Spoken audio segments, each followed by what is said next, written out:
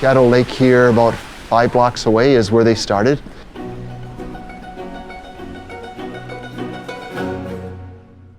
The Waupaca Curling Club was founded actually in 1879.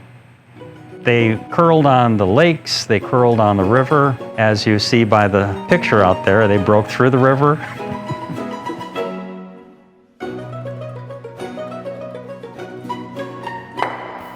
And then they moved here to this location, and they had a shed with open sides.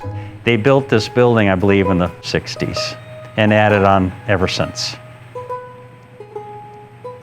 This is where ice lives. You want perfectly level ice as best you can do. You start by leveling the sand and wetting it slightly, and when it freezes, you keep adding more and more water, layer after layer. It takes nearly a month to make that happen. You paint it, then scraping and getting the mineral deposits off the ice, and then we will pebble.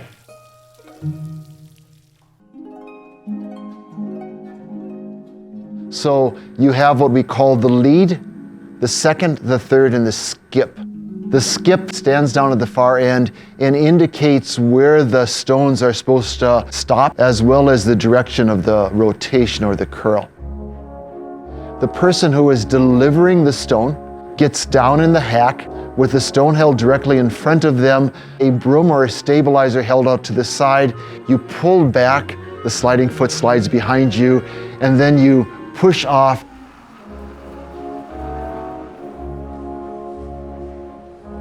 They have to release the stone before they get to the hog line, and sweeping the stone affects how far it goes as well as when it starts to curl.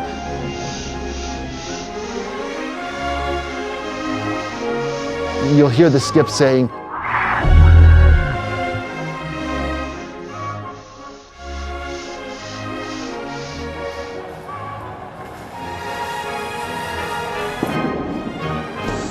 typically you curl with the same team for the whole season, but it's really a team sport, and that's part of the joy of it. Curling is a great social as well as challenging physical sport to use.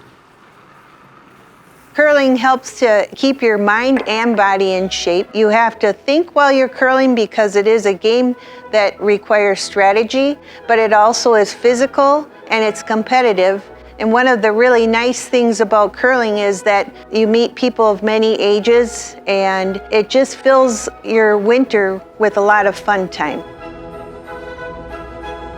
We have events happening almost every evening here during the season.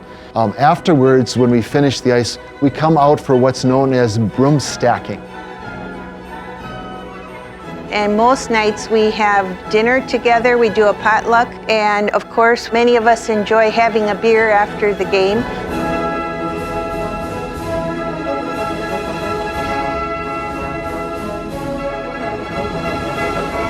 And people will spend from 45 minutes to 3 hours sitting around the table, chatting, telling wild tales. So we're really trying to help people understand what's one of the fastest growing Olympic sports in the world.